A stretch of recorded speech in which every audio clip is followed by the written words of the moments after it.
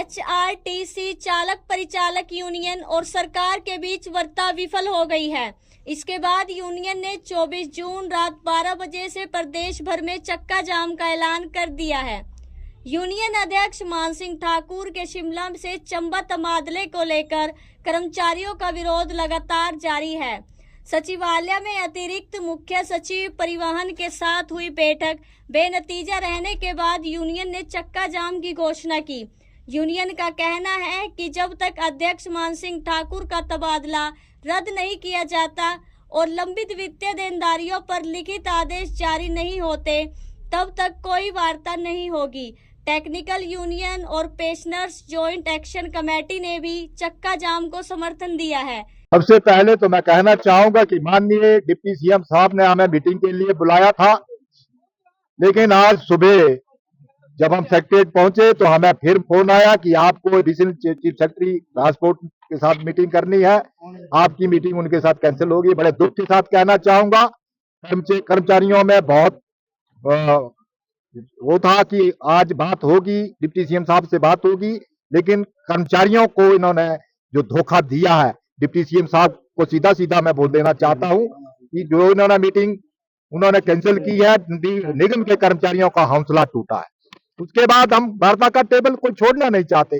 मैं धन्यवाद करना चाहूंगा कंडक्टर यूनियन का और ड्राइवर यूनियन के सभी पदाधिकारियों का, कंडक्टर यूनियन के सभी पदाधिकारियों को, कार्यकर्ताओं का, पूरे हिमाचल प्रदेश के कर्मचारियों का, इन्होंने मेरा तबादला किया। नीट का पेपर था, मेरी रिक्वेस्ट से ये रुके।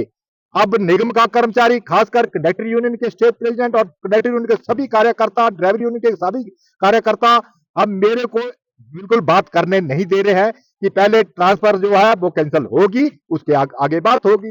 लेकिन माननीय एडिशनल चीफ सेक्रेटरी महोदय, बात तो उन्होंने ऐसी कही कि ये ईरान का युद्ध नहीं है। खैर, मेरे को बोलने का मौका नहीं मिला, ना मेरे को बोलने दिया मेरे कर्मचारियों ने। अब एचआरटीसी का पूरा कर्मचारी इतना क्रुद्ध हो चुका है कि इनको रोकना मेरे बस से भी बाहर है। उसके बाद मैं धन्यवाद करना चाहूंगा joint action committee, pensioner joint action committee, जिसने हमारा साथ दिया है, हमारा साथ देने की घोषणा की है। मैं उनका दिल की गहराइयों से धन्यवाद करता हूं। उसके बाद मैं धन्यवाद करना चाहूंगा टेक्निकल यूनियन ने, जिन्होंने हमारे साथ खड़े होने के लिए नोटिस दिया है, तो प्रेस वार्ता के माध्यम से कहा कि हम इनके साथ खड़े हैं। उसके बाद मैं धन्यवाद करना चाहूंगा श्री शंकर सिंह ठाकुर का, कि बड़े दिनों से हमारे साथ कंधे के साथ कंधा मिला के खड़े हैं। मैं उनका भी दिल की गहराइयों से धन्यवाद करता हूं।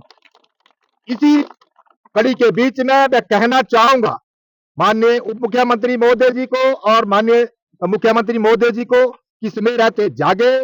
25 तारीख आने वाली है और 24 तारीख 12 बजे के बाद जो होने वाला है वो आप देख रहे हैं।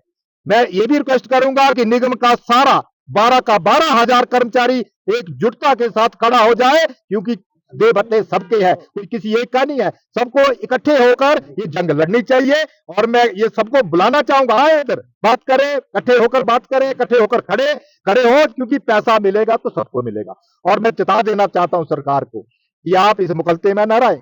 जैसे एडिशनल चीफ सेक्रेटरी ट्रांसपोर्ट बोल रहे थे कि टेबल पे मैं आपको ऑर्डर नहीं देना चाहता, मेरा इश्यू नहीं है। मैंने बार बार कहा है कि मैं ट्रांसफर होकर चंबा चला जाऊंगा, लेकिन मेरे निगम के कर्मचारी का एक एक पैसा दिया जाए। परंतु निगम का कर्मचारी ये बिल्कुल मानने को तैयार नहीं है कि वार्ता होगी तो ट्रांसफर कैंसिल होने के बाद होगी, अन्यथा हम चक्का जाम करेंगे। वो होके रहेगा। माननीय मुख्यमंत्री महोदय, माननीय डिप्टी सीएम महोदय, ये सुन ले कान खोल के। ऐसा ना हो कि कल रात 12 बजे के बाद आपको भारी दिक्कतों का सामना करना पड़े, क्योंकि निगम का कर्मचारी अब मेरे बस से भी बाहर हो चुका है।